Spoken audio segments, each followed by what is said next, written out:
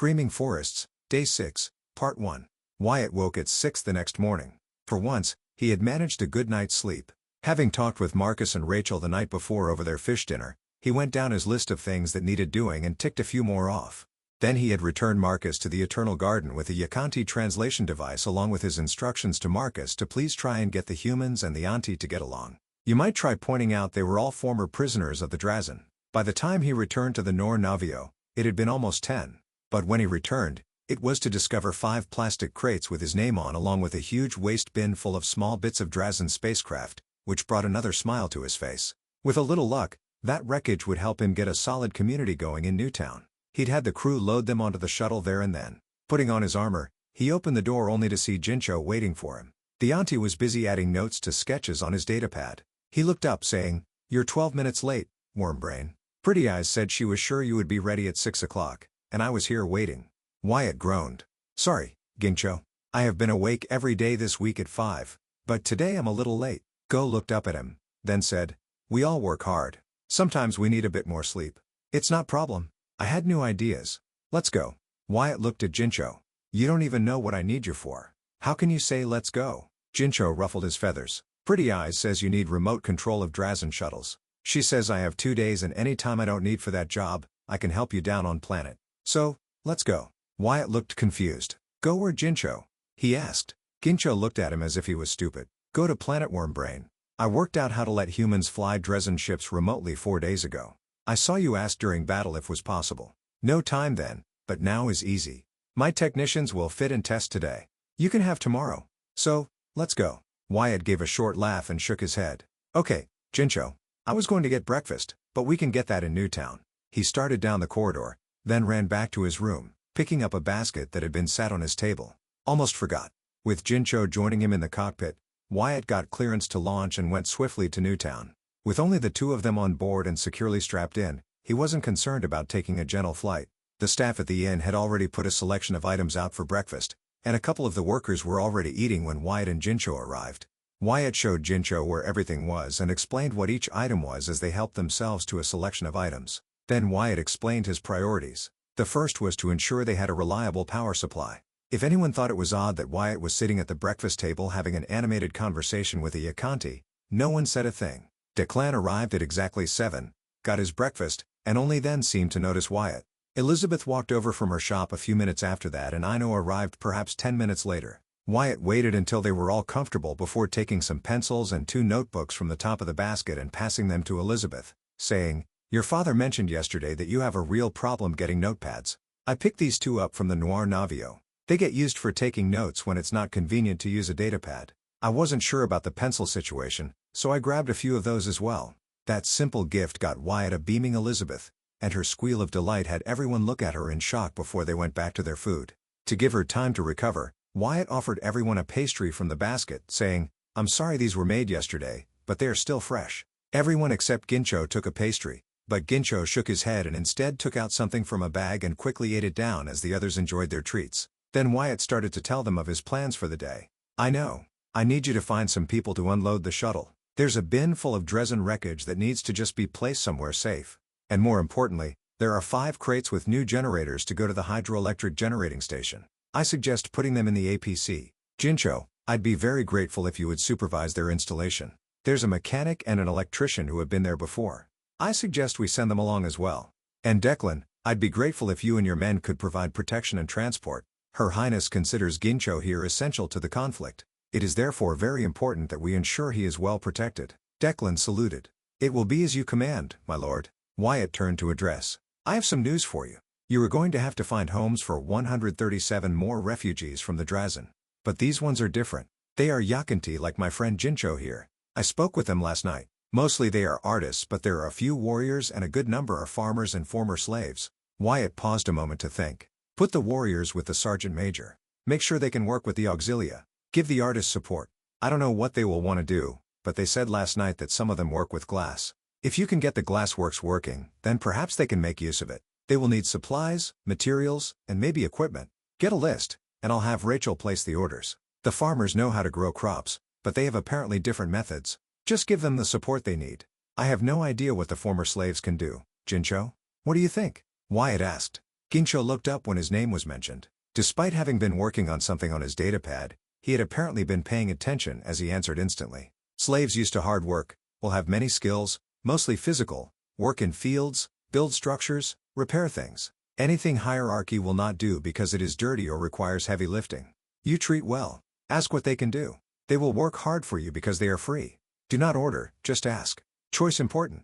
You also have Yakanti, architect and engineer. True, he asked Wyatt, who just nodded his head, indicating that he did indeed have both. So Gincho continued. Architect clever Yakanti. We make different style of buildings to these. As he gestured around him, use grid shell designs, very good for big open structures, lots of space inside, no internal columns or beams, shell supports, own weight if you need buildings, you ask.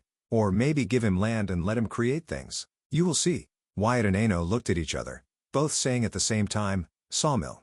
Gincho ignored them and continued. Engineer another clever Yakanti before Gincho leaves. We'll look at Wyatt's new town. Find what is wrong. Make list for engineer. She fixes. We'll need toolkit. Gincho will send gift for fellow engineer. Pretty eyes makes Gincho rich. Gincho will help fellow Yakanti. Also, all Yakanti love to perform. Not all are good. Gincho looked embarrassed as if admitting there was something he was ashamed of. But all love to do something. Act, sing, dance, make music. Maybe you can help somehow. The humans around the table looked at each other in amusement. Before Wyatt finally said, I can order more books, but they would be human stories, plays, and music, not Yakanti. And I don't know how we could get everything translated, and I don't have any idea where we would get Yakanti instruments from for them to play. Gincho said you get them datapad.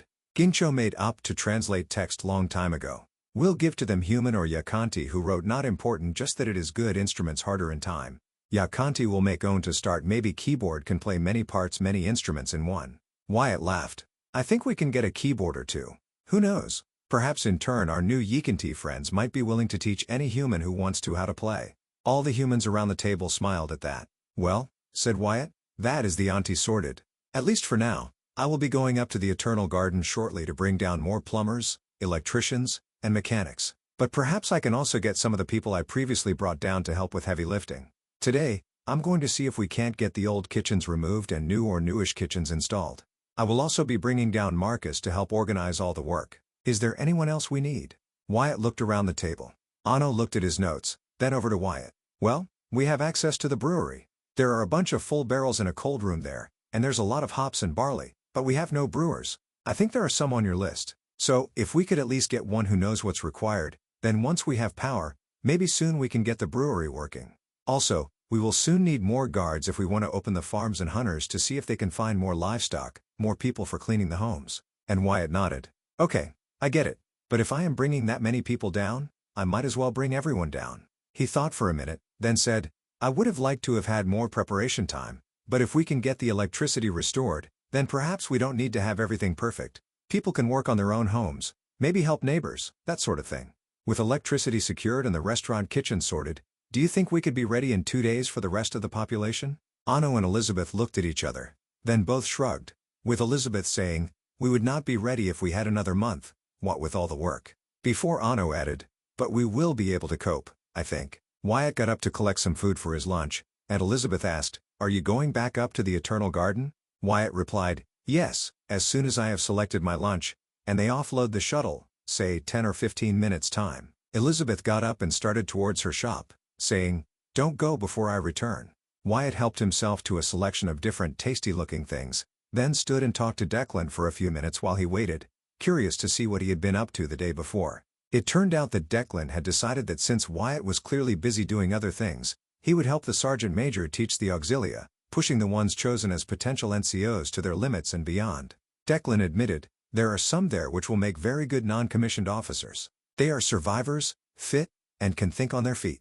All good qualities. I think you will get 2 or 3 good corporals. There's one. She might, with the right training, make sergeant, if not now, then with a bit more experience of leadership. Wyatt casually asked, would that be Private Lily Bauer, the young woman who seemed to know how to handle herself from day one? Declan nodded.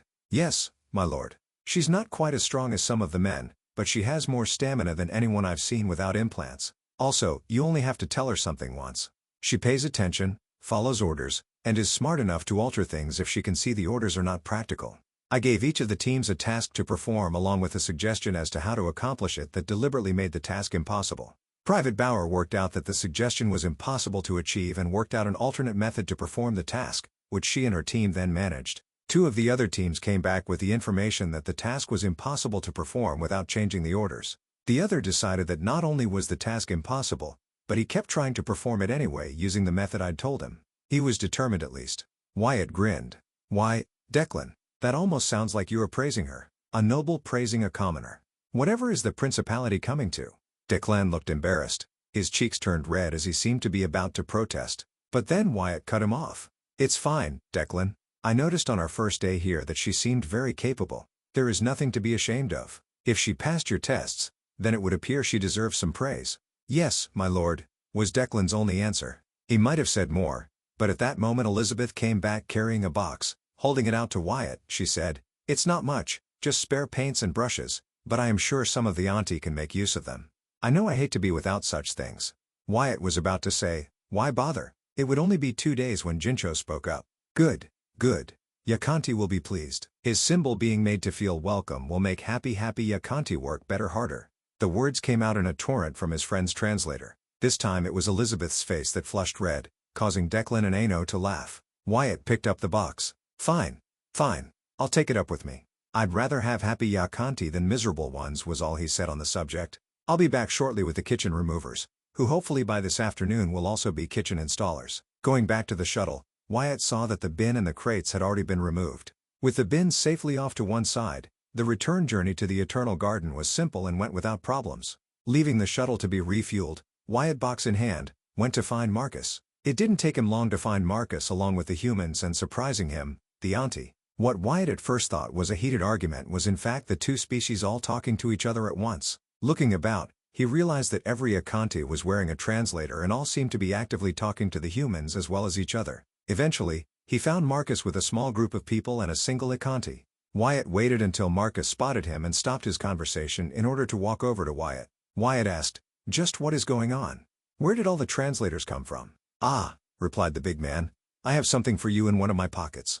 Rummaging through the pockets in his simple commoner garb, he found what he was looking for. A simple envelope with Baron Staples written on the outside. This was on the top of the box that came this morning with 140 anti-translators. Wyatt already suspected what would be in the envelope, but opened it to see a short handwritten note. It simply said, "Wyatt, you owe me 70,000 credits." It was signed with a simple C. Wyatt winced at the cost. Still, at least it would make it easy to talk to the auntie now. He turned to Marcus and holding up the note said, "Okay, this explains the translators, but I did not expect to see everyone together here. What happened?" Marcus shrugged, saying, "After the townspeople agreed that it would be fine for the Yakanti to join them, I went with a few to take the good news to the Yakanti. Once they realized that they had been given a home, some of them just started to sing. You should have heard it, Wyatt. It was actually really beautiful. Well, some of the humans went to collect more. And pretty soon, there was an impromptu concert going on. Eventually, we decided it would be nicer if we all came into the big open area, and there we had Yakanti singing their songs and humans singing some of ours. Neither party could understand what the other was singing, but it all went very well. A big celebration of being alive. When the translators were handed out this morning, Tavish, who is the Yakanti engineer, came to offer to help us with any engineering type work we might need. She said she thought she could be useful. I've got a total of 42 people who said they can help. Mechanics, plumbers, electricians, and even a person who actually used to work installing kitchens, plus myself and Tavish. Wyatt nodded, then realized he was still holding Elizabeth's box. Looking around, he spotted the structure he had used a couple of days previously as a podium and went over to stand on it. There were a few minutes while people gathered around. Then Wyatt began to speak. "Good morning everyone. I would just like to say firstly how happy I am to see humans and Yakanti getting on so well.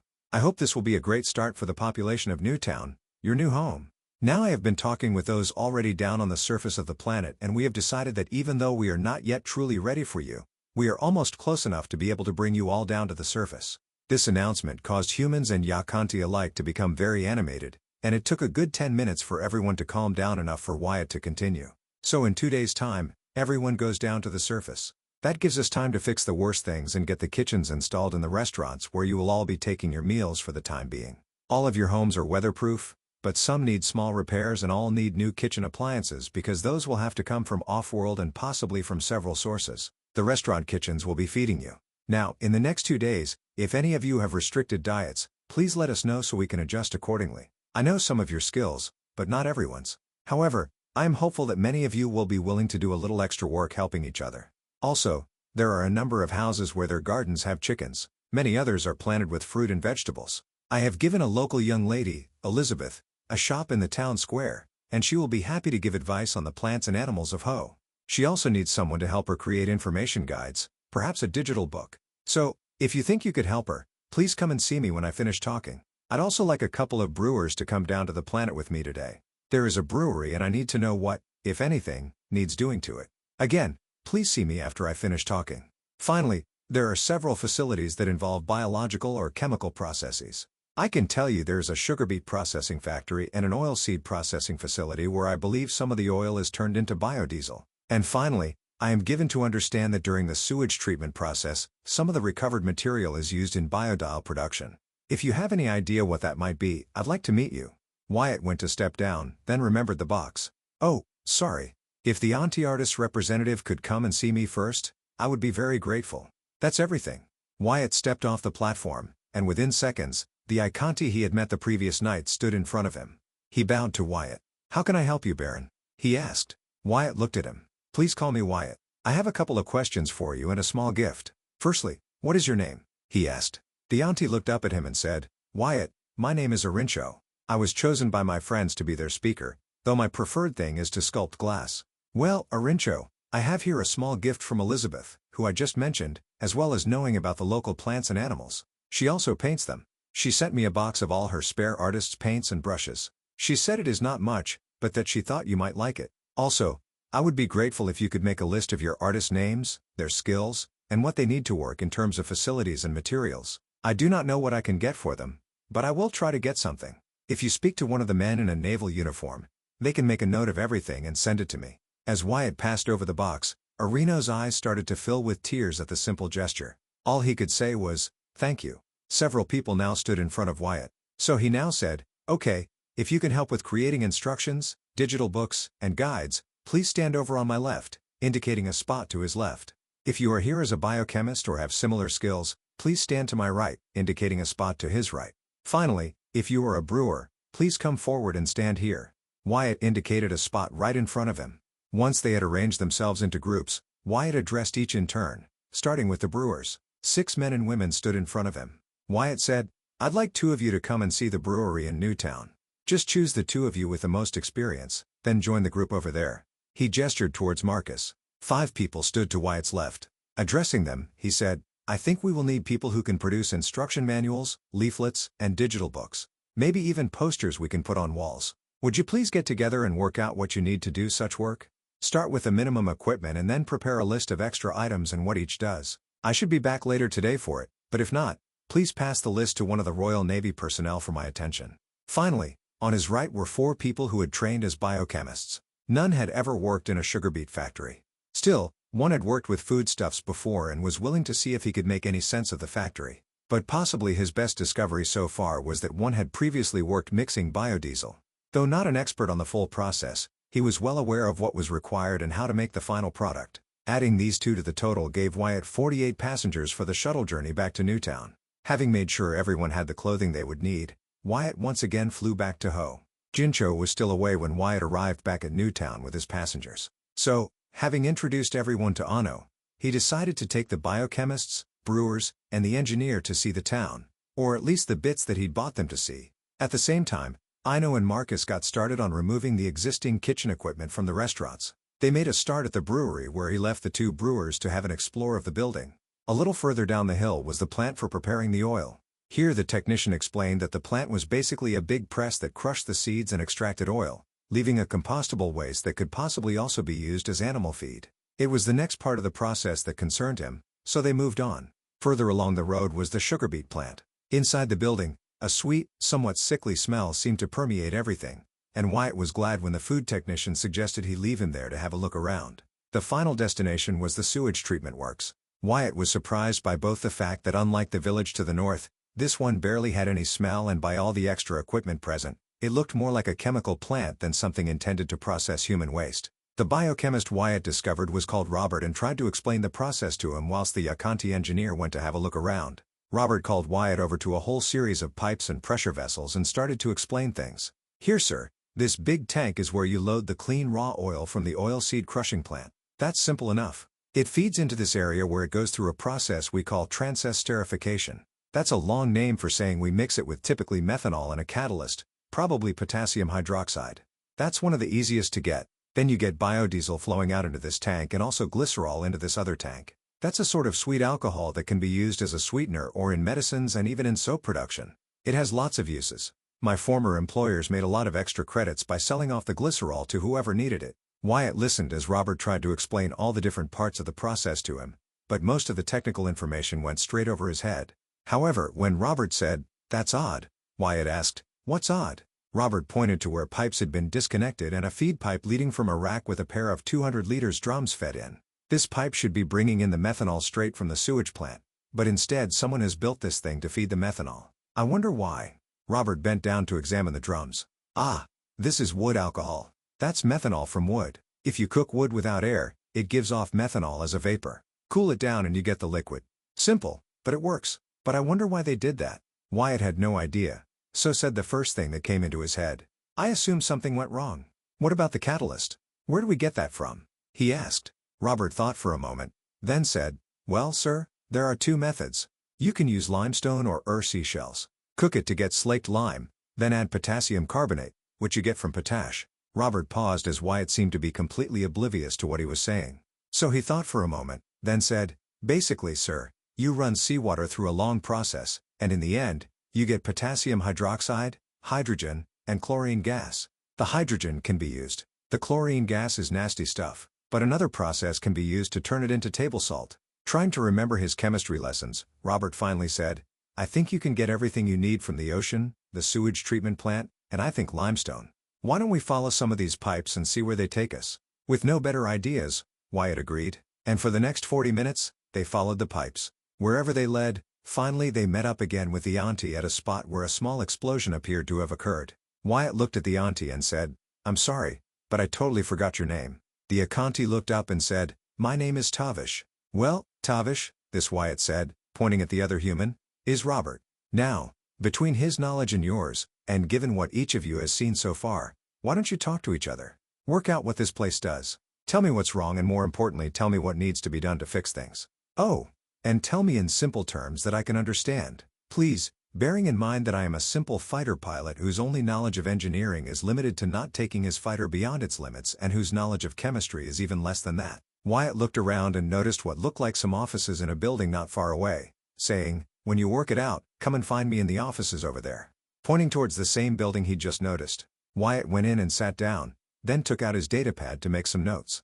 Noticing as he did so the long outdated office computers and the long dead office plants, he added "clean up interior of buildings" as required to the notes along with check requirements for computers to the ever-increasing list. It was only about half an hour later that Tavish and Robert came to find him. "So what can you tell me?" he asked. Robert started. "This place does not just treat sewage and make biodiesel.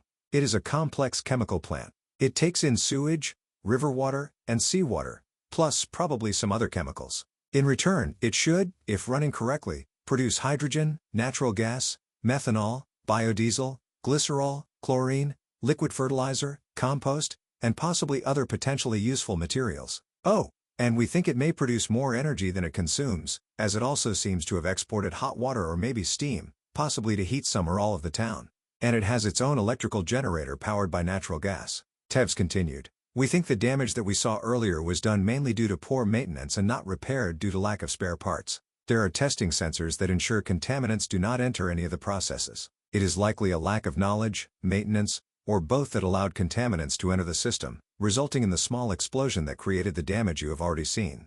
Wyatt looked at Tavish and asked, "Can you fix it?" She replied, "No, but I can work out what needs to be replaced, design the parts, and provide directions. Mostly, it is just repair the system. A few new parts will make it all work properly again, and mechanics can install." Turning to Robert, he asked, "If Tavish can arrange the repairs, would you be capable of supervising the chemical processes?" Robert nodded. "Yes, sir. I can do that. But this is more than a one-man operation. I can't do it all myself." Wyatt laughed at that, saying, "I'm sure we can find you the help you will need." There are plenty of people. Then something Robert said finally made it through to his brain. Wait a minute. This place produces hydrogen. You mean the same fuel shuttles make use of? On checking, they discovered that the large storage tank for the hydrogen was set into the ground with just the top exposed, Tavish explained. If the tank explodes for any reason, the sides are thicker than the top. The explosive force, it almost all goes straight up. Maybe when it is full, it would be best to not fly over the top, but otherwise it will be safe. Roughly speaking, Wyatt estimated the large tank would be able to completely refuel 2 of the large Drazen shuttles with a tiny bit left over, but that it would then take the best part of a week to totally refill the storage tank. On the other hand, if they just used it to top off the tanks, then it would last a lot longer. It was a bonus that he was not expecting. They would need to run at least one well-protected pipe up to the new shuttle pad during the construction process. Wyatt left Robert and Tavish to continue looking over the treatment plant with a notepad and pencils to write down anything important and instructions to return to the square when they were done, needed food, or when they heard the clock chime 6, whichever came first, reporting the required repairs to Ono in the town hall. It took a little over 25 minutes at a brisk walk to go from the sewage treatment plant to the fish and chip restaurant by the harbor, Wyatt estimating that it must have been almost 3 kilometers away. When he got there, most of the kitchen equipment had already been removed and was stacked up at the side of the road.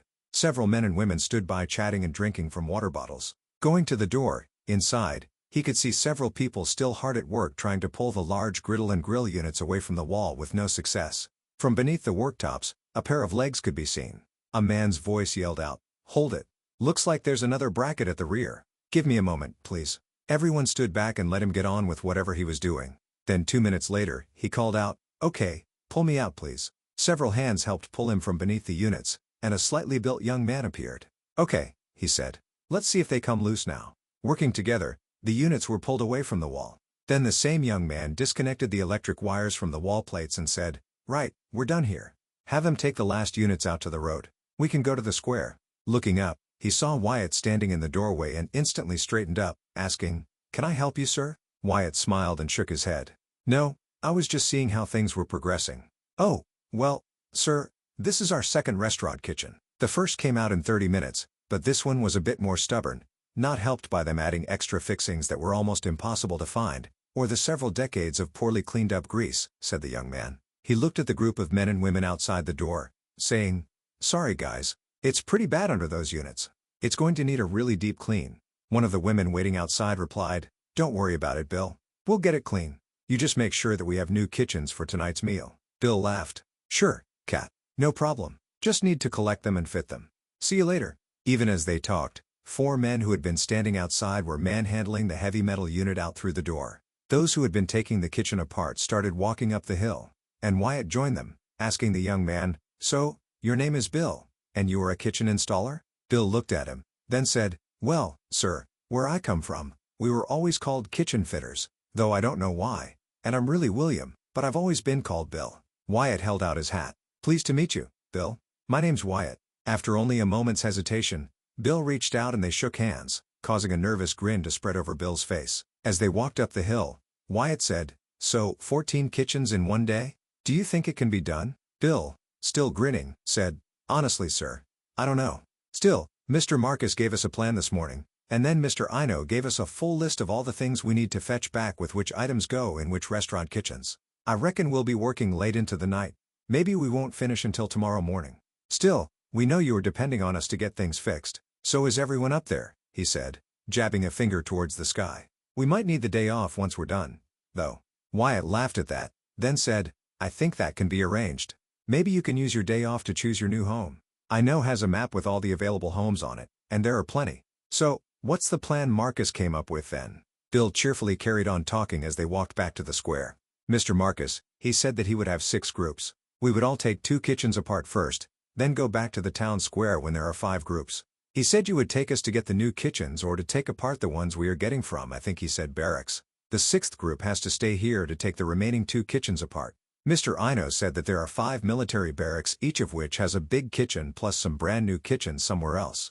He had a list of all the bits from somewhere and has worked out exactly which bits go where. He said since you were paying for it all, we should grab everything. You can always put it in a warehouse until you need it." Wyatt kept smiling. Tornell, or someone working for him, had radioed the Noir Navio the previous night with the contents of the kitchens, the coordinates of each barracks, the locations of the new kitchen equipment, and where Wyatt could pick up the forestry equipment he needed. By his estimation, he'd need one trip out to drop off each team and collect the new equipment, then a single trip back to each barracks to pick up each kitchen and the team. Looking at Bill, he asked, "You know what's in each barracks? How long do you think it will take to unhook it and bring it out into an open area so we can load up?" Bill scratched his cheek, then said, "If it's all been put in properly, no stupid hidden fixing points or cross-threaded pipes, it should take no more than an hour to unplug and disconnect everything. If it has to be moved any significant distance, it will take longer. I'd say give us 90 minutes. If you let the fastest team off first, there should be less of a wait for the others because we will need to load up, come back here, and offload before you can go pick up the next group. Some of us will have a long wait." As they walked into the square, it was clear that Bill's team had been the fastest. No one else was around. Wyatt left Bill and his team enjoying the sun while he went to find Anno in his office. "Ah, Anno," said Wyatt as he walked in. "I was thinking, tomorrow I'd like to give everyone who has been helping here the chance to choose their new home before everyone else arrives, just a small thank you for their efforts. Unless they are a tradesman, I suggest we restrict everyone to the basic homes. The ones like your new home we will save for those that need them. I've picked out the one on the other side of the road to yours for Rachel. Let Marcus choose his own since his job is less office work and more organization. He might even prefer one of those out at the third farm. He likes the outdoor life that might suit him more. Keep the slightly larger homes near the school and town park available for those who have adopted children or in time who have their own. Oh, and I'm going to add one Yakanti to the council here. I want them to understand they have a direct line to me should any difficulties occur. Hopefully, by doing that, it will avoid any difficulties." Anno looked surprised at the news about a Yakanti member of the council but was completely ready for everything else, saying, "I have a full list of every piece of accommodation. The number of rooms condition, and if any major work is required, finding people homes should not be difficult. So long as everyone does not want a grand house with a slide to the beach. We don't have any of those. As for the Yakanti and a council member, it's radical. Nobility will be appalled, and I expect there will be numerous complaints from off-world, but it makes sense. If you are going to have a Yakanti population, having one of their own to act as an intermediary will simplify matters." Wyatt looked at Anno for a moment and then said, "Who are you and what have you done with the real Anno?" Anno laughed. "Okay, I asked for that, but sitting in the inn talking to commoners each evening, it's changed me. Made me a bit less self-centered. I guess this place has changed you as well, Wyatt. You give orders as requests, and because people trust you and the requests make sense, they obey without question. When you don't know something, you make the effort to find out. You don't mind admitting that you don't know what you are doing." Anno paused, thinking about something. Finally, he said, "Declan is right. You are growing into the role of a lord." Yes, I know you hate that, but that's because you think all of us blue-bloodeds think we are better than the commoners. But tell me, is that really the case? Do you not have any noble friends?" Wyatt opened his mouth to protest, to say he had no friends, then shut it as he realized he did. Clara and Cynthia, also the prince, all of the composters, Jincho, G, even Commander Redford and Captain Milkades, had been far friendlier towards him than he would have ever expected. When he did open his mouth, he chose his words carefully, saying, "I may have more friends than I ever realized, even amongst nobles." Anno smiled. "Marcus told me a story this morning. He says he met Rachel, and she showed him a fascinating recording of you taking a destroyer on your own and told a tale of a dinner with Princess Clara. Just the princess, the infamous Cynthia Winfield, herself, and you, Wyatt. She told Marcus that Princess Clara was not what she expected. Kind and friendly, Rachel was terrified when she met the princess. Yet, not only did the princess put her at her ease, but she was actually kind to an exiled noble of a tiny minor house. Now, I may be an exiled bastard, but my father was never shy of spending money on the education of all his children. I know that such things never occur. And yet, your lack of protest tells me that it must have. Elizabeth also told me a strange tale of how her father met you.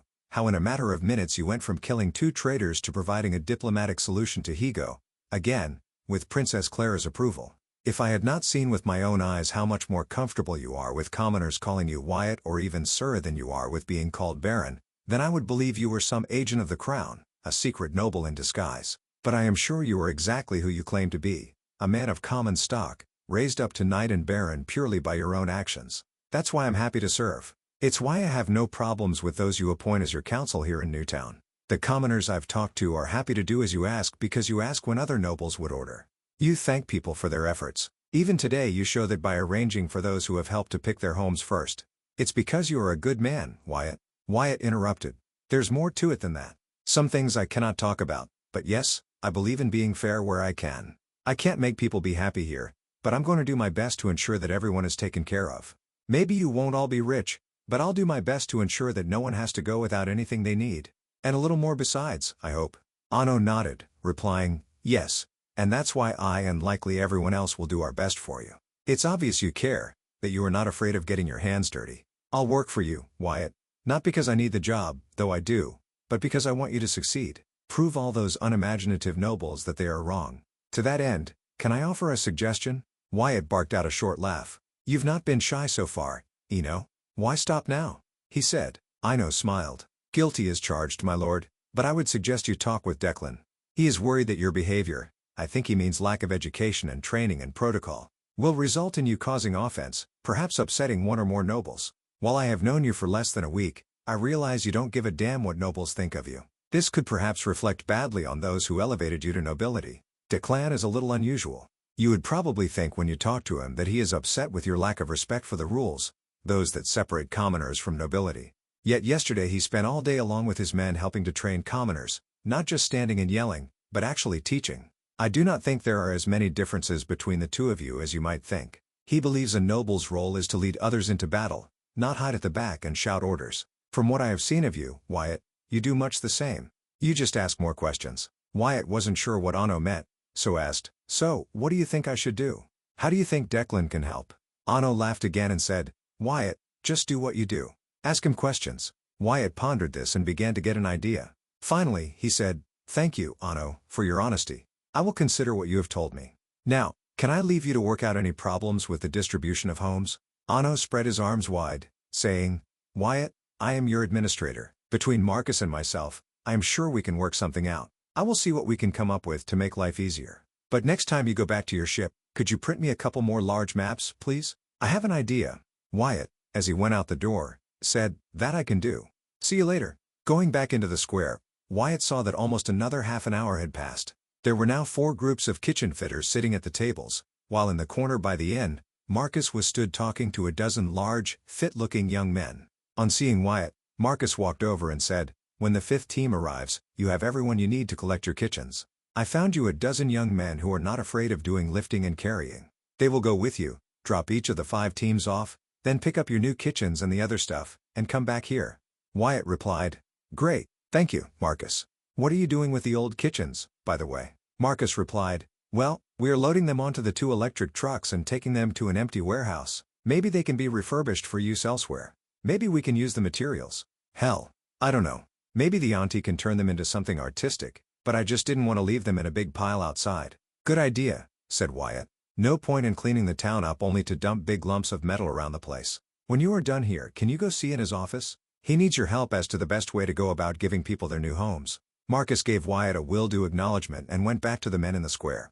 Wyatt wandered over asking, has everybody grabbed themselves something for their lunch? As he helped himself to a selection of what was on offer. Today, he chose a selection of sandwiches and a square of bread pudding with dried fruits. It smelled sweet and slightly spicy. Filling up his water bottle from a container of cordial. Another 5 minutes wait and the 5th team arrived, followed shortly thereafter by the 6th with comments of too slow called out to the 6th. After double-checking that everybody had got a packed lunch and plenty of fluids, they loaded up the shuttle and departed.